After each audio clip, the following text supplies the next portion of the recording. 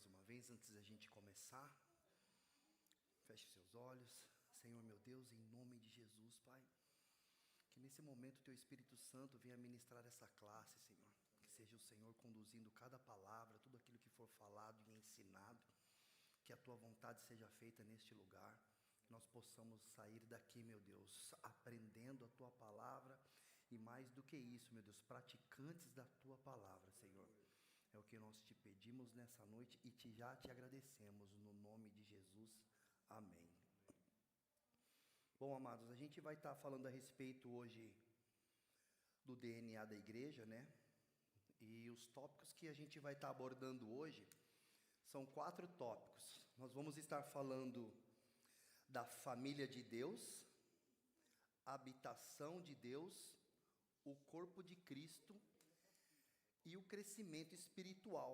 Então, esses temas eles foram abordados pelos livros de Efésios, no capítulo 2, do versículo 19 ao 22, e também Efésios, capítulo 4, do 11 ao 16.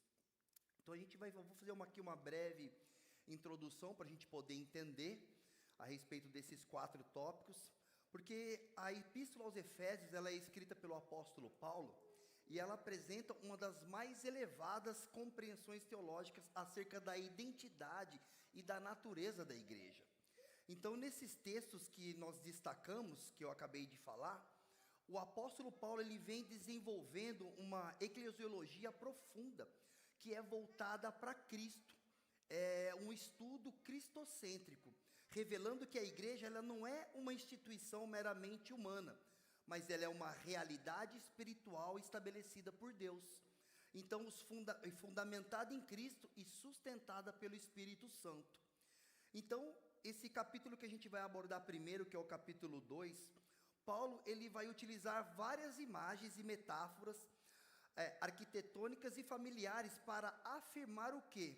Que os crentes que antes eram estrangeiros e separados, agora eles são concidadãos com os santos.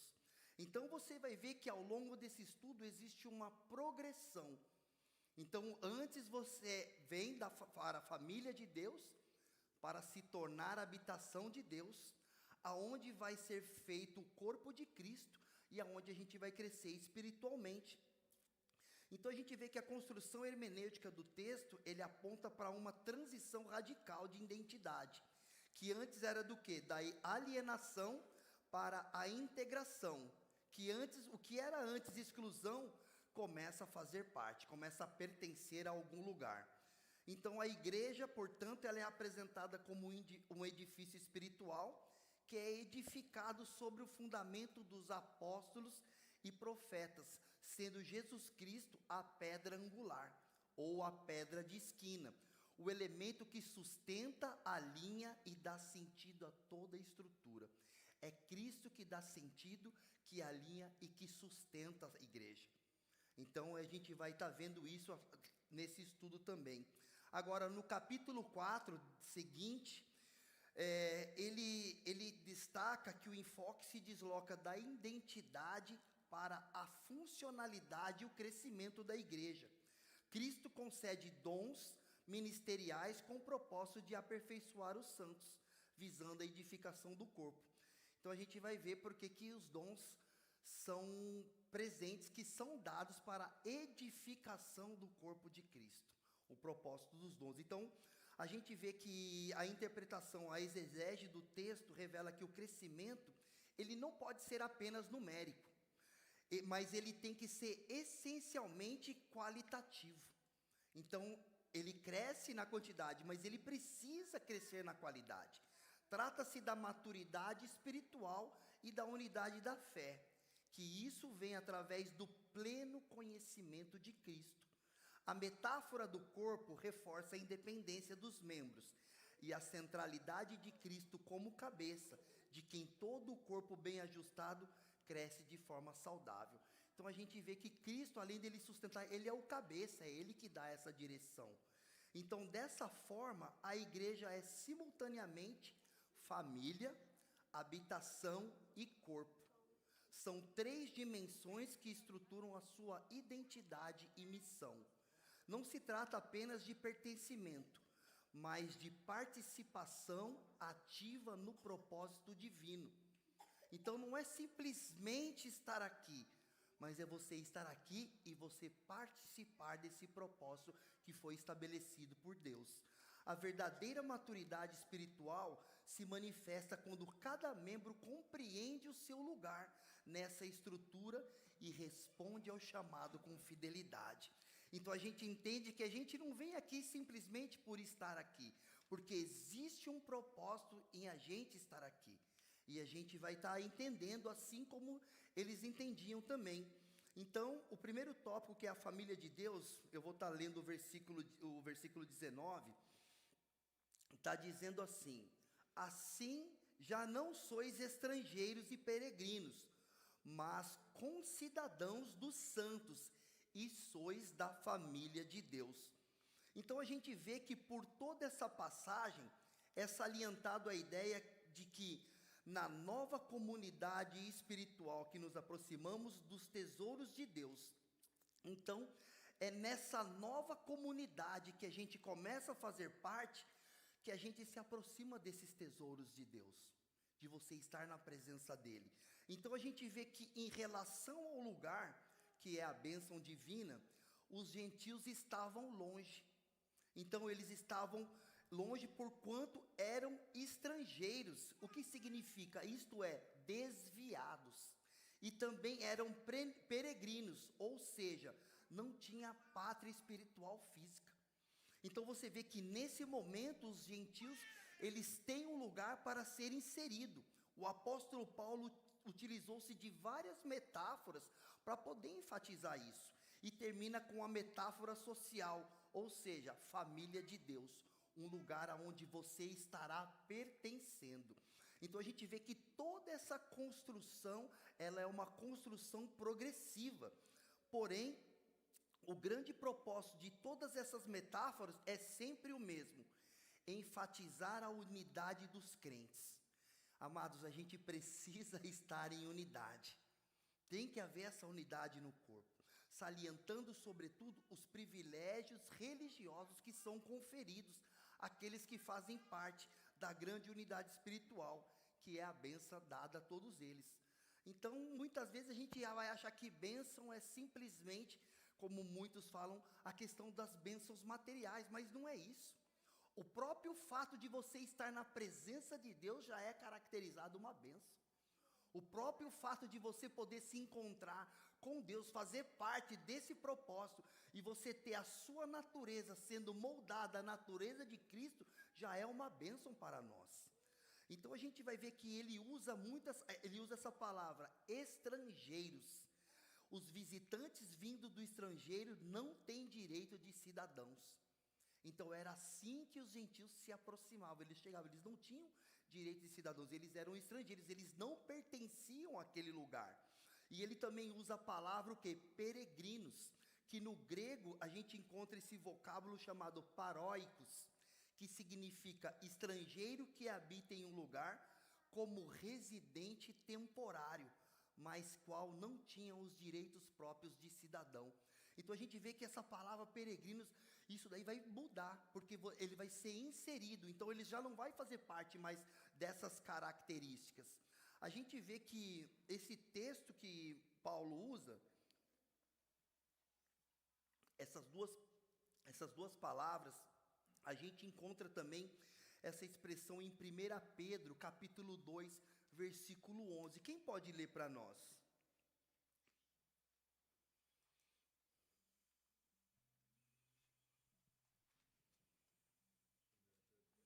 Capítulo 2, versículo 11.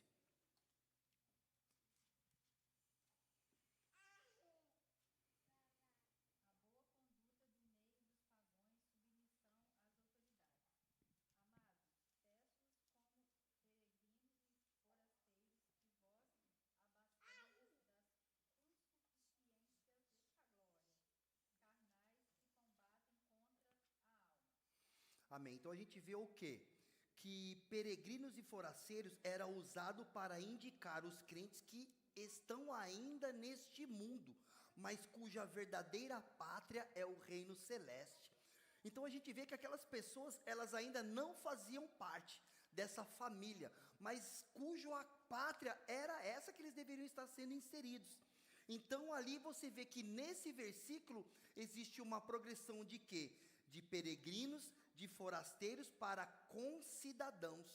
Olha lá, no entanto, a situação de serem os crentes peregrinos e estrangeiros nesse mundo, sem direitos e privilégios, é revertida em Cristo, pois nele os gentios são feitos concidadãos, isto é, cidadãos em pé de igualdade com os outros cidadãos anteriores. Então, somente através de Cristo que essas pessoas elas podem ser inseridas nessa família. Então, é Cristo que nos insere nessa família. Então, quando a gente reconhece, quando a gente crê, quando a gente aceita Ele na nossa vida, a gente começa a fazer parte dessa família, a gente começa a pertencer. Então, essa comunidade é vista agora como uma família, a saber, a família de Deus.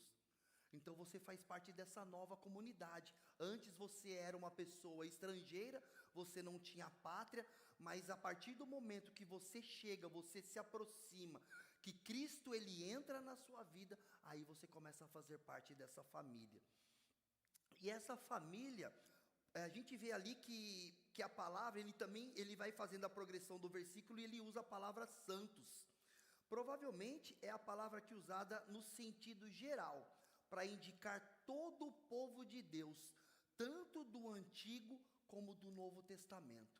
Então, tanto as pessoas do Antigo Testamento como as do Novo Testamento, quando elas tomam esse posicionamento, elas já começam a pertencer a essa família. Elas são separadas, porque santo vai significar separação. Então você é separado e começa a pertencer a essa família. Então, essa família, é santa. Os cidadãos da terra celestial são santificados por intermédio de Cristo. A sua comunidade é uma comunidade santa. Não há como separar esse elemento de santidade do povo de Deus. Então é algo que a gente precisa analisar também.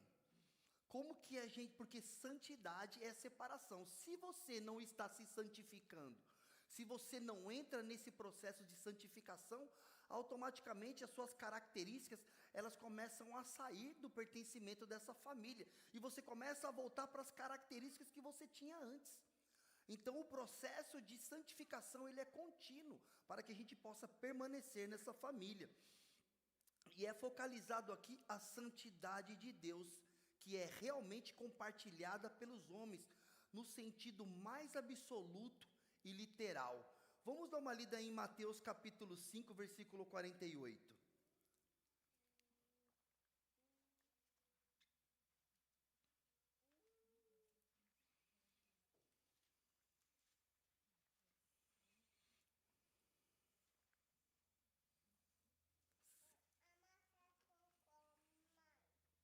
Quem achou pode ler, por favor.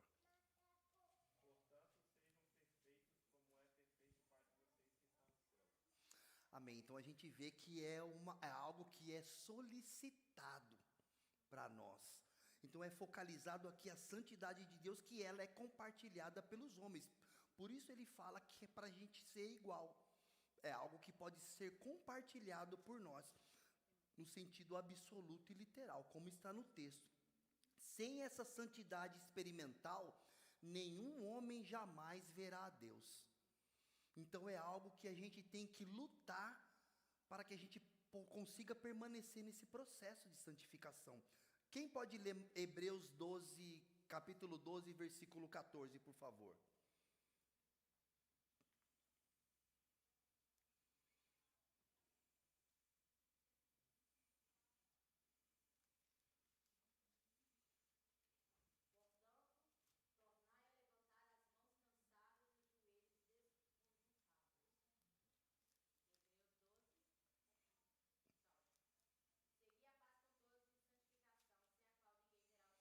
Amém, glória a Deus. Então a gente vê que essa santidade experimental, nenhum homem vai ver a Deus. Então é algo que nós precisamos nos esforçar para que a gente possa crescer, de acordo com o que ele fala aqui, que esse processo ele vem progredindo de forasteiros, de peregrinos, para pertencimento da família. Só que para que a gente pertença a essa família, existem algumas características que a gente tem que começar a manter, e uma delas é a santificação. E você vai ver que no versículo, ele mais para frente vai falar o quê? Olha só lá no final, da família de Deus. Então a gente vê que essa palavra grega, ela está em foco, os familiares de Deus, é a ideia da filiação. Você pertence agora a essa família. É apresentado novamente aqui, porque é no seio da família que encontramos a unidade mais íntima, onde também são compartilhados os privilégios mais preciosos. Então é no meio da família. Você pode ver que, como às vezes a gente fala aqui, né, que as nossas esposas nos conhecem tão bem, né? Por quê? Porque é uma intimidade, é uma convivência, faz parte do nosso dia a dia, faz parte da nossa família. Então a gente vai ter esse pertencimento. Então a gente também vai poder compartilhar desses privilégios que estão sendo distribuídos para essa família. E a gente vê que na passagem de João, capítulo 1, versículo 12, vem salientar o quê? A ideia de filhos por nascimento, e não filhos meramente por adoção.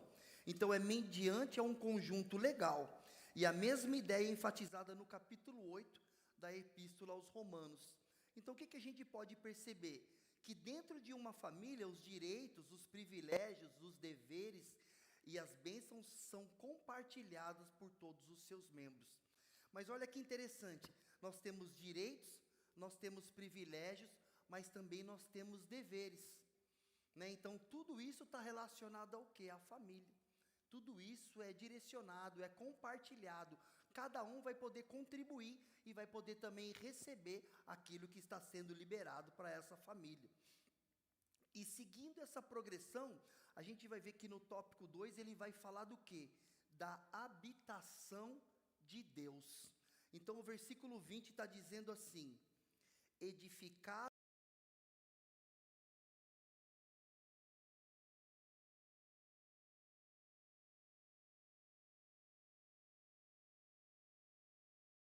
naturalmente, a ideia de família de Deus sugeriu a ideia de uma construção, de uma casa. Então, naturalmente, que essa casa, a gente vai ver que ela se direciona para um templo, a saber, o lugar. Então, a gente vê que quando você sai de peregrino, você sai de forasteiro, você é inserido na família, você pertence a essa família, o próximo passo é se tornar a habitação de Deus. Então a gente vê que vai seguindo essa lógica, essa construção. Então a gente vê que ele usa a palavra o quê? Edificados. Olha só, o crente se torna parte de um organismo vivo, que é um templo, por semelhante modo, visto a ser habitação de Deus no Espírito. Então a gente vê que a gente começa a ser edificado, a gente começa a ser moldado, a gente começa a ser mudado. Então ele começa a se tornar parte de algo que vai crescendo, parte desse organismo vivo. E isso pode ser comparado também com o que Pedro diz sobre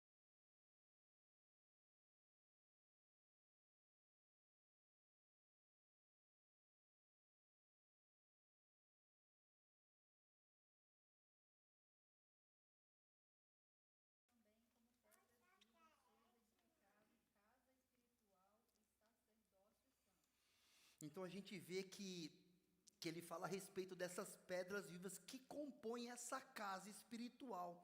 É a esfera de sacrifícios espirituais aceitáveis a Deus. Então a gente vê que no original, no grego, esse verbo edificados, ele sugere o quê? O ponto no tempo passado, quando os crentes se converteram e vieram a Cristo. E foi naquele exato momento que começou a fazer parte do templo do Espírito Santo. Então você vê que ali ele é aceito. Então no momento que ele aceita, ele começa a fazer parte. Então a gente vê que está escrito também, edificado sobre Cristo, que tem como Senhor e que nele encontra todo o sentido da vida. Então do começo ao fim, a gente vai ver que Cristo, ele sempre vai estar no centro dessas mudanças, dessa progressão, tanto para você participar da família de Deus, como você ser habitação de Deus. Então nós vemos que a metáfora, ela muda de um campo relacional, que é família de Deus, para um campo arquitetônico, sem abandonar a ideia da unidade. Então você vê que essa unidade, ela se mantém, e na verdade ela vai se aproximando cada vez mais. A gente vê que essa palavra edificados, no grego, indica uma ação contínua, de implicações presentes. O que é isso? A igreja está em processo de construção, mas sobre uma base já estabelecida. A igreja, ela continua crescendo, a igreja, ela continua se desenvolvendo. Por quê? Porque ela é um organismo vivo, mas só que essa base, ela já foi estabelecida, não é algo que está sendo colocado agora. Olha só o que diz no versículo, continuando no versículo: o fundamento dos apóstolos e profetas. O fundamento não está sendo continuamente lançado, ele já foi posto. Então, os apóstolos e profetas, eles vêm para confirmar aquela base que havia sido colocada. Não é algo que está sendo colocado agora. No contexto, a gente vê que no contexto grego-romano e judaico, sempre se refere à base estrutural de uma edificação. O quê? Aquilo que sustenta toda a construção, aquilo que determina a sua estabilidade e aquilo que não pode ser alterado sem comprometer tudo. Então a gente vê que Cristo, como ele é citado como pedra angular, a gente vê que toda essa base está nele. E então ele sustenta toda a construção, ele determina a estabilidade e não pode ser alterado sem comprometer tudo. Como a gente vê, se você tirar Cristo desse lugar, você comprometeu tudo. Essa base que foi colocada pelos profetas e apóstolos já não existe mais. Você vai colocar qualquer outra coisa no lugar, mas não foi a base estabelecida, que é para a igreja se firmar. Então, no uso paulino, especialmente aqui, o fundamento tem caráter normativo e irrepetível. Olha só o que está escrito lá em 1 Coríntios, capítulo 3, versículo 11. Quem pode ler para nós?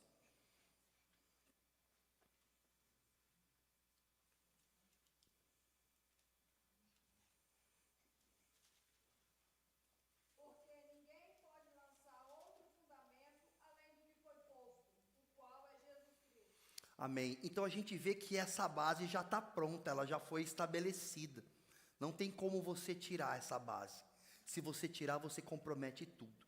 Vai ruir, não vai suportar, não tem como suportar esse peso. Então a gente vê ali, continuando, olha só, o fundamento dos apóstolos e profetas. A gente deve entender, não como pessoas em si, mas como testemunho revelacional que eles transmitiram. Trata-se da base normativa da fé cristã. Então é por aquilo que eles viveram e por aquilo que eles morreram, por aquilo que eles testemunharam. Então isso vem formar essa base. Eles são instrumentos, a revelação é o conteúdo e Cristo é o centro dessa revelação. Gente, então Cristo é essa base que sustenta toda a igreja, que vai manter essa família unida, que mantém essa família inserida nesse lugar, que faz com que esse organismo ele continue crescendo, pois ele é um organismo vivo. Então ele vê que ele é que sustenta, e se você tirar ele desse lugar, você compromete toda a estrutura. E a gente vê que eles são os instrumentos, e a revelação, que a palavra é o conteúdo, e Cristo é o centro da revelação. A gente vê que a palavra de Deus, o centro da palavra de Deus é Cristo. Então, o fundamento é a revelação de Cristo transmitido pelos apóstolos e pelos profetas. E o que inclui isso? Vai incluir o evangelho, a doutrina apostólica e também a interpretação cristocêntrica das Escrituras. Porque existe uma diferença de você fazer uma interpretação da Escritura e você fazer uma apresentação cristocêntrica da Escritura. Porque se você apresenta a Escritura e Cristo não está sendo apresentado, você está colocando outra coisa no lugar de Cristo na hora de você poder falar da palavra de Deus. Então eles faziam o quê? Eles faziam a interpretação cristocêntrica. Cristo era o centro daquilo que eles estavam transmitindo. Então a gente vê que a centralidade de Cristo, ela é afirmada através do termo pedra angular, como vemos no contexto arquitetônico antigo, que essa pedra, ela não era apenas uma parte da fundação, mas o elemento que determinava o alinhamento de toda a estrutura. Se você não tem a pedra angular, não tem como você alinhar o prédio, ele não vai ser firme, ele não vai ter alinhamento e uma hora ele vai desmoronar. Então Cristo é colocado como essa base, essa pedra. Então é ali que está firmado a estrutura, é ali que está firmada a igreja. Então, portanto, o fato que Cristo é a principal pedra de esquina e o que os apóstolos e profetas perfazem o alicerce, mostra a sua importância suprema e indispensável para a igreja, tanto naquilo que eram, como naquilo que faziam. Então você vê que tudo que eles faziam, naquilo que eles pertenciam, Cristo estava sendo o centro. Tudo aquilo que eles eram, aquilo que moldou eles, aquilo que levava eles, que mostrava eles, que incentivava eles, era Cristo. E tudo que eles faziam era o quê? Era relacionado a ser Cristo o centro de todas as coisas. Então, Cristo não é apenas o início da igreja, mas Cristo, ele é o critério contínuo da sua coerência e unidade. Sem Cristo, gente, o evangelho não faz sentido. Sem Cristo, não existe unidade. A unidade verdadeira, aquilo que sustenta, aquilo que traz edificação, não existe. Então a gente vai ver que essa progressão ela continua ali no versículo 21, o apóstolo Paulo vai dizer o quê? No qual todo o edifício bem ajustado cresce para santuário dedicado ao Senhor. Então a gente vê que essa palavra Senhor aqui que ele coloca, essa palavra ela é bem costumeira nas páginas do Novo Testamento. E ela vai fazer uma alusão a Jesus Cristo, como está lá em Romanos capítulo 1, versículo 4. Alguém pode ler para nós?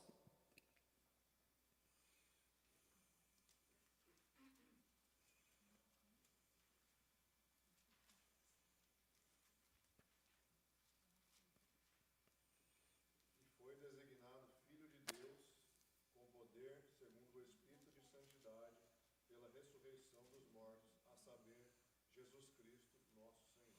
Amém. Então esse é o significado da palavra Senhor nesse versículo. Então a gente vai observar que existe uma progressão que se refere a esse pensamento. Então a gente vê que primeiro nós temos acesso. Isso está lá no versículo 18. Então a gente vê que depois que esse acesso, ele excede a tudo quanto os judeus conheciam.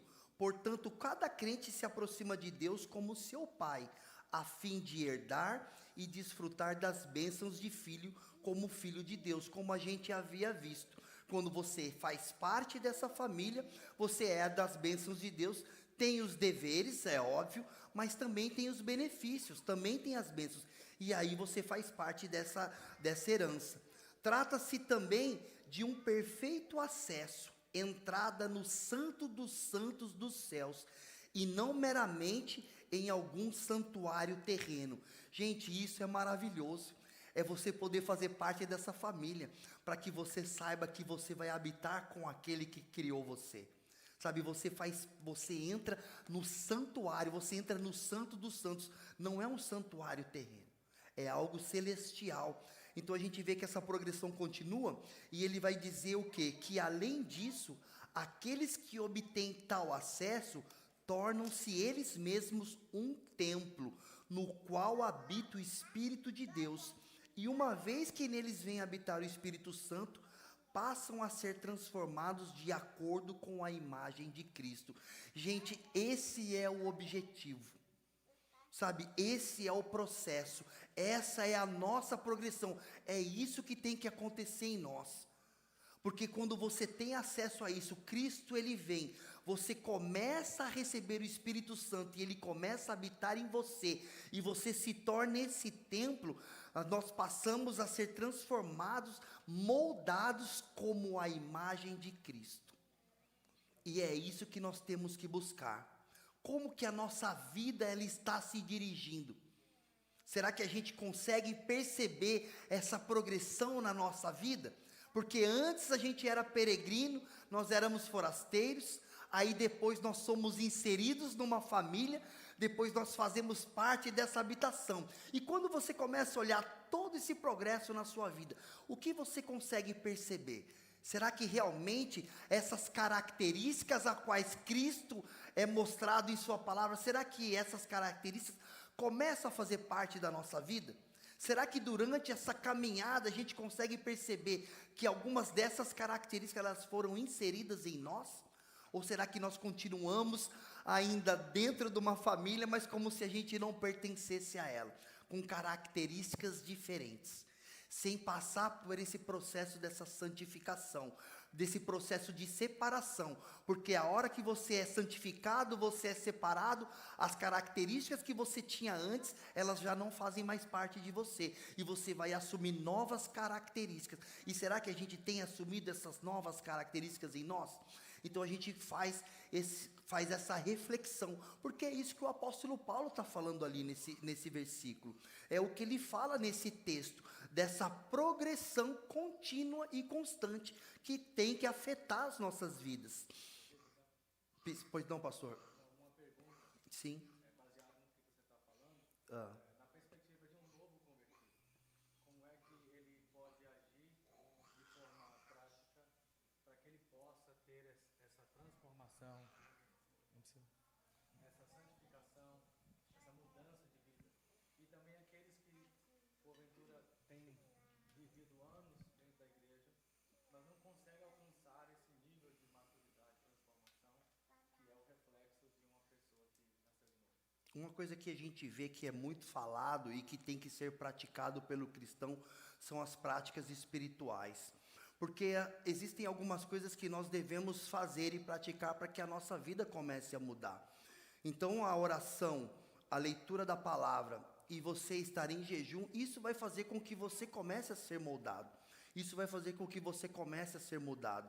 Não tem como um cristão ele entrar nesse lugar sem ter práticas espirituais que vai direcionar a sua vida. Pois não, pastor?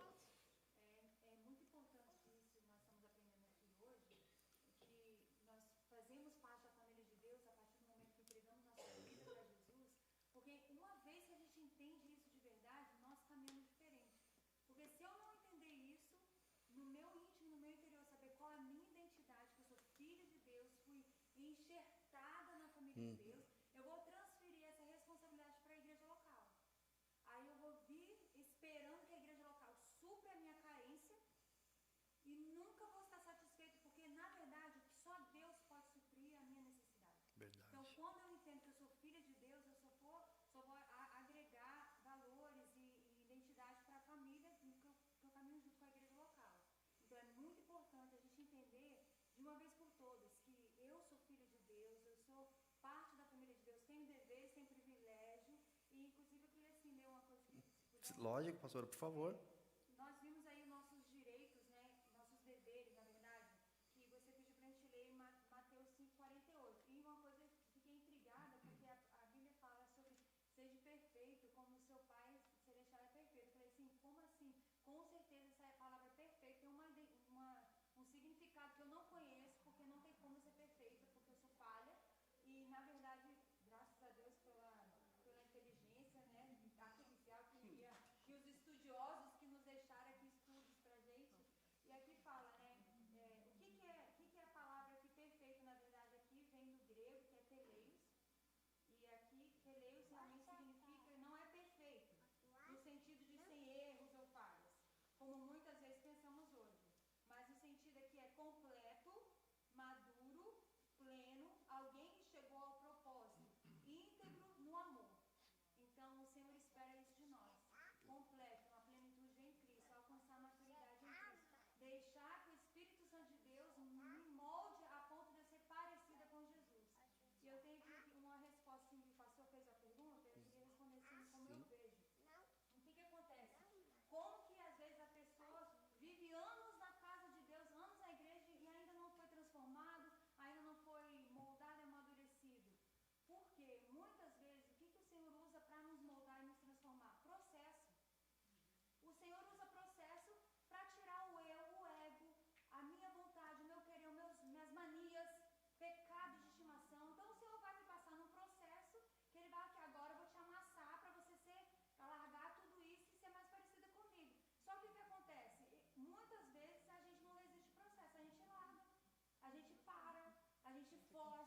muda de igreja, e a gente faz o que quer, e o Espírito Santo de Deus não pode trabalhar num coração que não quer ser moldado, não quer ser transformado. Então, eu preciso querer mudar. Eu preciso querer ser transformada. Aí sim, eu vou passar anos na igreja, mas eu vou ser transformada. Um ano, outro ano, ser transformada e melhorar. Porque aí, de glória em glória é o quê? Ser melhorada. Sim. Hoje eu sou melhor do que ontem, amanhã eu preciso ser melhor do que hoje. Então, de glória em glória, ser transformado no Senhor. Exatamente. Então, gente, o que a pastora acabou de dizer, aquilo que a gente havia falado antes, que não é só você receber privilégios, você também tem deveres. A gente está vendo aqui que o apóstolo Paulo, ele está falando de coisas que Jesus havia deixado para que fossem feitas, sabe, para que você pudesse fazer parte desse lugar. Então, se você, como o pastor falou, se você é uma pessoa que você está vindo aqui, mas você não está buscando essas práticas, se você não está, como a pastora falou, entendendo o processo, porque se você for olhar na palavra de Deus, todas as pessoas que tiveram grandes coisas, que fizeram grandes coisas, todas elas passaram pelo processo. Eu lembro que uma certa feita eu conversava com o pastor e a gente falava a respeito de José. Nossa, José foi governador do Egito. É legal a gente saber que ele governou o Egito, mas olha todo o processo que ele passou, desde quando os irmãos dele jogaram ele no poço, depois ele foi vendido, depois ele estava escravo, foi para o Egito. Então, ele teve um processo de aperfeiçoamento. E se ele não resiste a esse processo de aperfeiçoamento, provavelmente ele não conseguiria chegar onde Deus estaria querendo levar ele. Porque Deus, ele tem um lugar para nos levar, mas todo lugar que Deus vai nos levar, ele vai precisar nos preparar para estar naquele lugar. E esse preparo exige aperfeiçoamento. E o aperfeiçoamento é o exemplo que a gente tem na palavra de Deus. Então, quando você consegue fazer com que a sua vida ela esteja alinhada com aquilo que Cristo ensinou para você fazer em relação a essa prática, a intimidade, a comunhão, você vai conseguir passar por esses processos sem querer desistir. Você vai conseguir suportar esse processo. Agora, se você realmente transfere as suas responsabilidades para outro, e você não entende que nós aqui, como corpo de Cristo, como pessoas, como nós temos responsabilidades, que você não foi trazido aqui apenas para estar aqui e não pertencer a nada, a gente não vai conseguir suportar. Então a gente precisa entender que realmente, se você não tiver esse ajuste, uma hora ou outra você não vai resistir, uma hora ou outra você vai acabar acontecendo como a pastora falou, muitos param, ficam estagnados e outros até mudam de igreja, porque acham que em outro lugar vai resolver o problema, mas aí Deus faz você passar pelo processo lá onde você está e você fica tipo, né, um ping-pong, né, você vai pulando e pulando, né. Então a gente vê também que o apóstolo Paulo, ele usa a palavra bem ajustado. No grego significa progresso e processo contínuo do desenvolvimento desse templo místico. E foi exatamente o que a pastora falou. É um processo e um progresso. Porque, como ela falou, a gente vai mudando de glória em glória. Como a própria palavra fala, a vereda do justo é como a luz da aurora, vai brilhando mais e mais até se tornar dia perfeito. Você não brilha da mesma maneira que você brilhou ontem, você não vai brilhar da mesma maneira que você brilhou hoje, você vai brilhando mais e mais, até que o dia perfeito ele chegue nas nossas vidas. Então a gente vê que a instituição completa do edifício depende dessa perfeita harmonia e desse ajustamento de todas as suas porções uma à outra. Se você estiver deixando de fazer alguma coisa, essa palavra que está destacada naquele versículo, bem ajustados, não vai fazer parte de nós. Então tudo precisa estar alinhado, como foi falado aqui. Então a gente vê que na figura simbólica que nós encontramos aqui, o templo místico ele é exposto como um organismo vivo que indica que nos aproximamos bem na figura simbólica do corpo humano. Como um corpo humano vai se desenvolvendo, como o corpo humano ele vai crescendo, nós fazemos parte desse organismo vivo que também ele cresce, que ele tem vida. Então a gente vê que esse templo vivo, ele cresce a fim de se tornar um templo santo. Então a gente precisa crescer também em santificação. Aquilo que muitas vezes nos distrai, ou nos tira do foco ou do propósito, a gente precisa tentar deixar de lado, para que esse processo de santificação, ele continue sendo constante na nossa vida.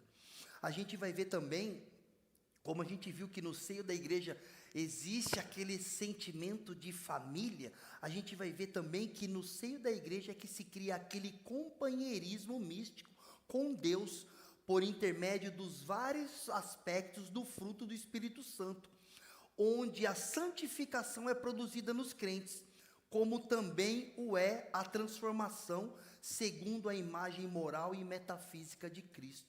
Então a gente tem que entender que na hora que nós estamos inseridos neste lugar, que nós fazemos parte, que nós somos essa habitação, a santificação ela tem que ser produzida na nossa vida. E a transformação segundo a imagem moral e metafísica de Cristo. Você tem que começar a ter essas características a quais Cristo é conhecido.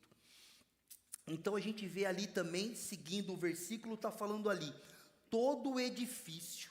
No grego, esse todo edifício sem um artigo significa cada edifício, o que indicaria cada pedra como um edifício de Deus, que em seguida é usado para fazer o templo como um todo. Então a gente vê que em Pedro ele vem falar de pedras vivas, né? Que nós somos como as pedras vivas. Então nós somos encaixados, nós somos alinhados, nós fazemos parte desse alinhamento, como a gente viu, bem ajustado, para que em seguida é usado para fazer parte desse grande templo. Então existe o quê? Um alinhamento. Só que se você não estiver tendo esse alinhamento e seu irmão estiver seguindo tudo aquilo que foi colocado aqui, ele estiver em alinhamento, ele estiver nesse processo de santificação, essa pedra não vai encaixar direito com a outra. Nós precisamos estar na mesma sintonia, nós precisamos estar com o mesmo objetivo, buscando essa progressão conjunta, como família, como corpo. E ali a gente vê mais à frente, no mesmo versículo, ele coloca a palavra crescer.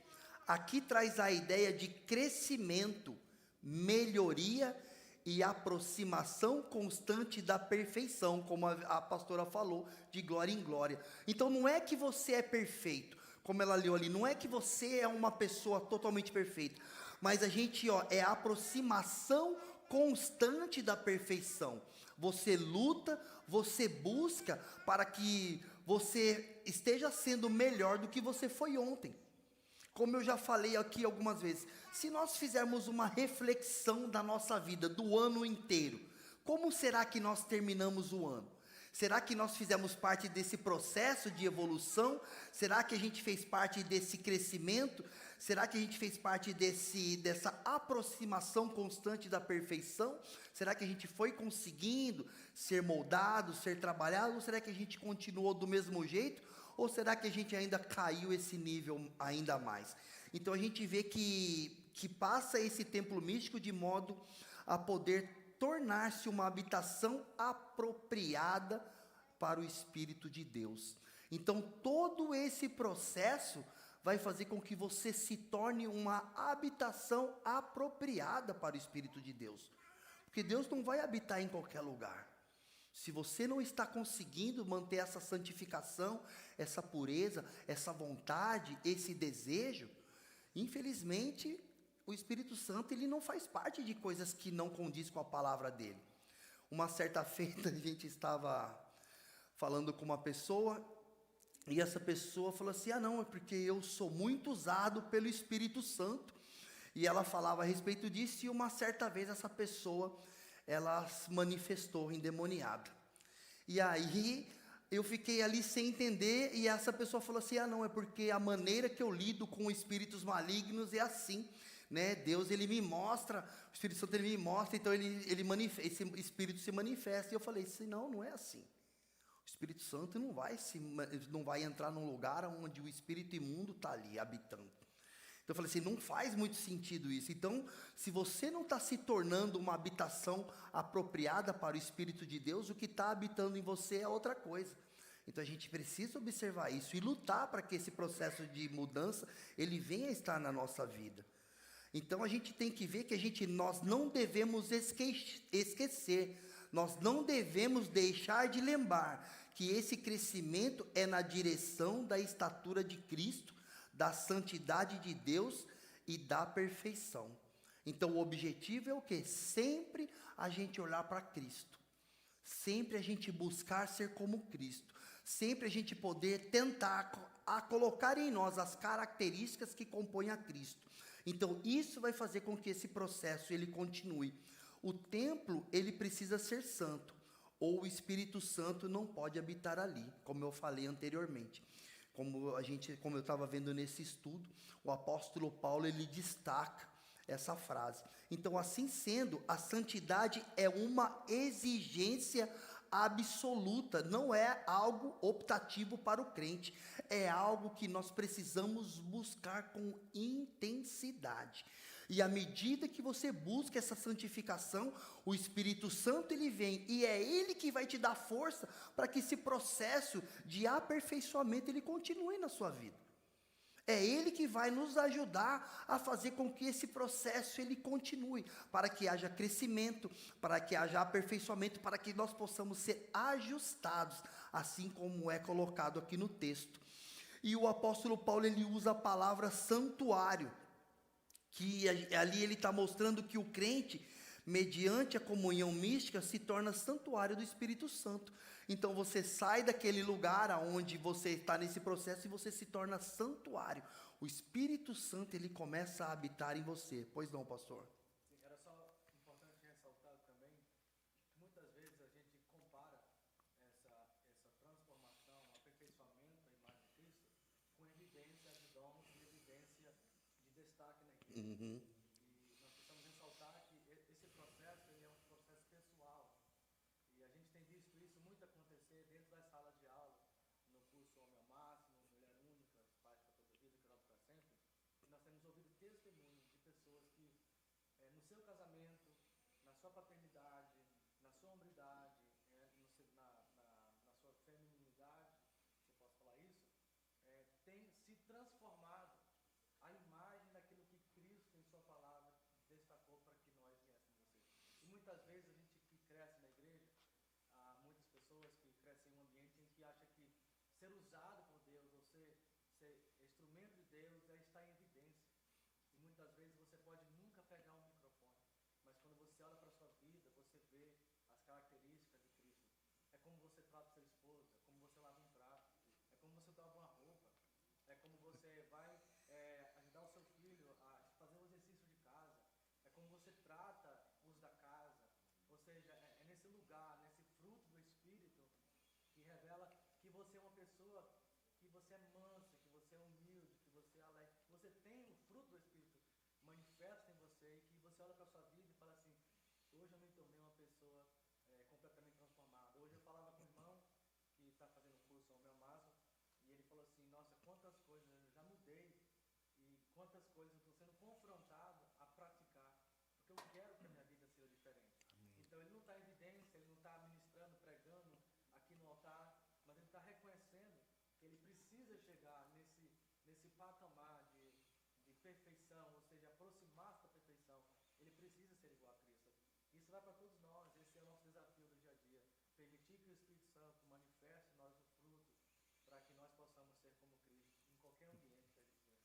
Amém. Gente, esse exemplo que o pastor colocou, eu ia até falar algo, ele acabou até dizendo, porque tem um vídeo que fala a respeito do quê? Tem um estudioso, ele chega e fala assim, você quer falar a respeito de dons, de manifestação? Ele fala assim, eu não quero saber o quanto você fala em línguas, eu quero saber como você trata a sua esposa na sua casa, eu quero saber como é que você trata seu marido, eu quero saber como é que as pessoas que estão à sua volta, elas se sentem.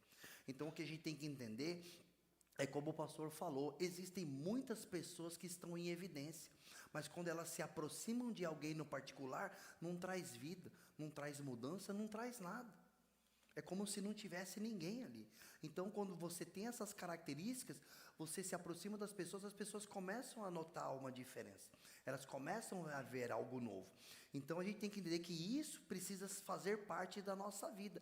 São essas características que o Espírito Santo vem trazer para que a gente realmente possa manifestar a imagem e semelhança de Cristo. Porque Cristo, quando ele começava a se destacar, que a multidão começava a correr atrás dele, ele se retirava, ele ia para um lugar isolado, ele ia orar, porque não era aquilo que ele estava ali para fazer. E muitas vezes, a hora que as pessoas começam a ter um destaque, ela quer mais. Mas não é isso, é você poder realmente entender. De repente, Deus te colocou em algum lugar de destaque, amém, mas você vai saber se aquilo realmente é Deus que te colocou, porque as suas características são semelhantes às características de Cristo. E ali a gente vê também que o apóstolo Paulo, ele vai colocar no final do versículo 21, o quê? Dedicado ao Senhor. Cristo é a própria causa do crescimento espiritual dos crentes, porquanto é segundo a imagem dele que crescem. E ele indica a santidade dele, pois é seu Santo Espírito que nos torna santos. Então, esse processo de santificação, você precisa ter esse ajuste para que você possa ser ajudado pelo Espírito Santo que haja essa transformação dentro de você. E olha só que interessante que ele coloca ali, dedicado ao Senhor. Como você tem se dedicado ao Senhor? E aí a gente volta lá no início que eu falei das nossas práticas. Como é a sua vida de oração? Você procura estar no culto de ensino? Você procura estar no culto de oração? Você tem essa prática habitual dentro da sua casa? Porque também não adianta você vir só na quarta-feira e você não praticar isso do resto da semana. Isso tem que ser algo natural e contínuo na sua vida. Sabe, é como você ir para a academia. Se você for para a academia uma vez na semana, vai dar resultado?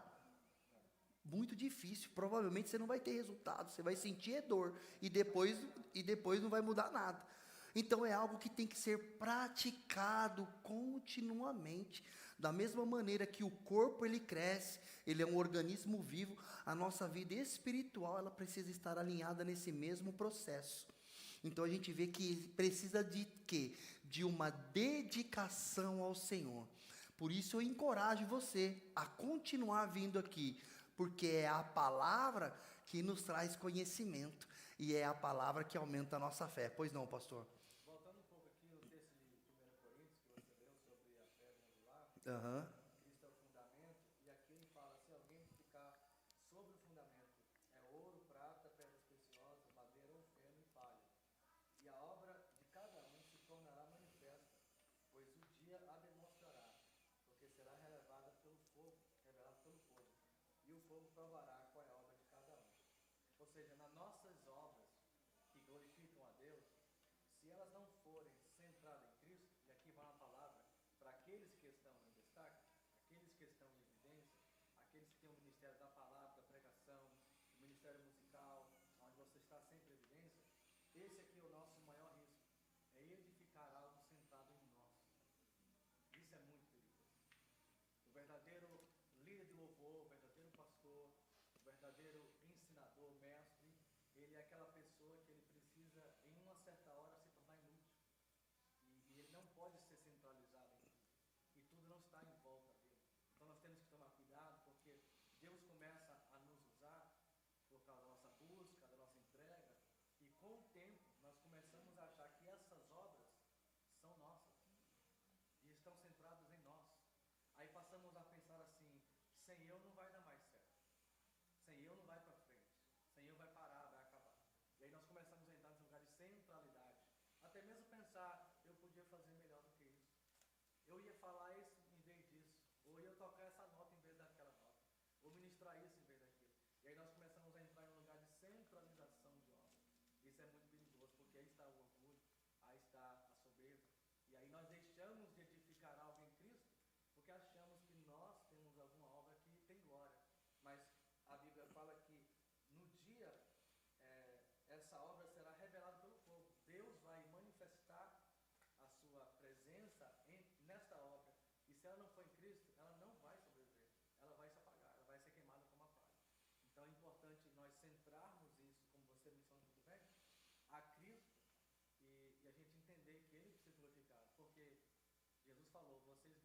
expulsam demônio em meu nome, vocês fazem milagres em meu nome vocês operam maravilhas, mas eu nunca te conheci.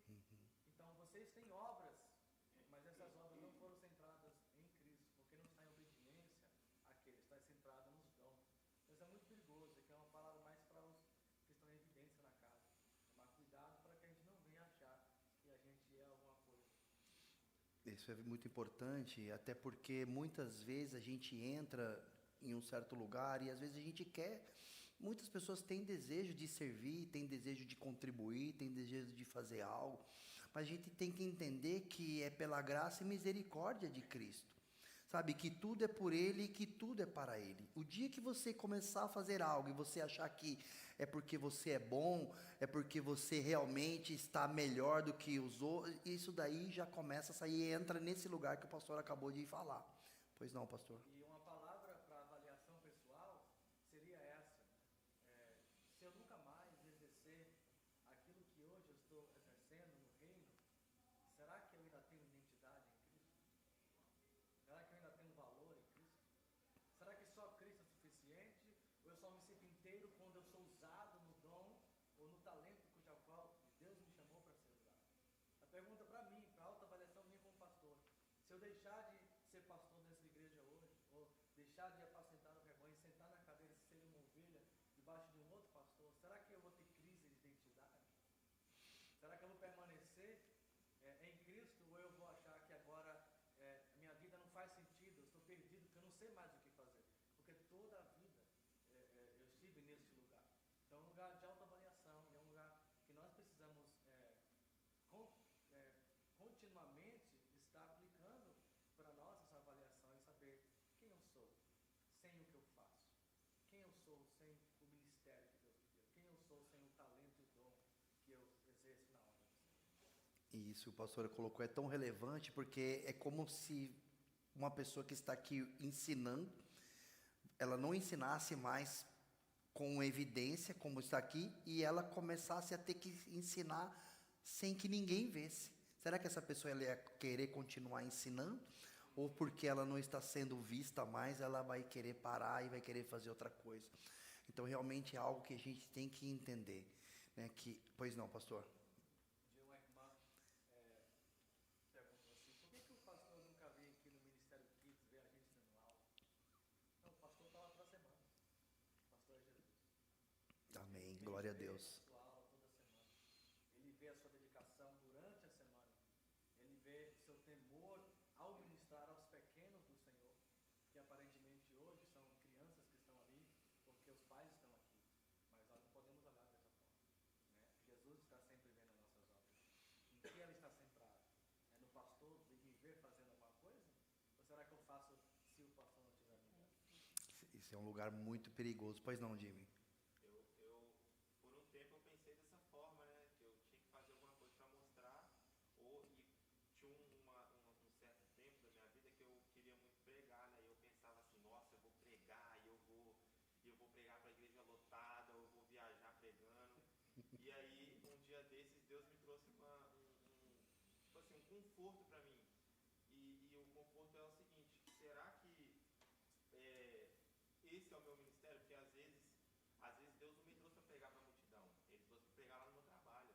Às vezes Ele trouxe para pregar no mercado que eu fui, e eu vi uma pessoa que estava precisando de uma palavra.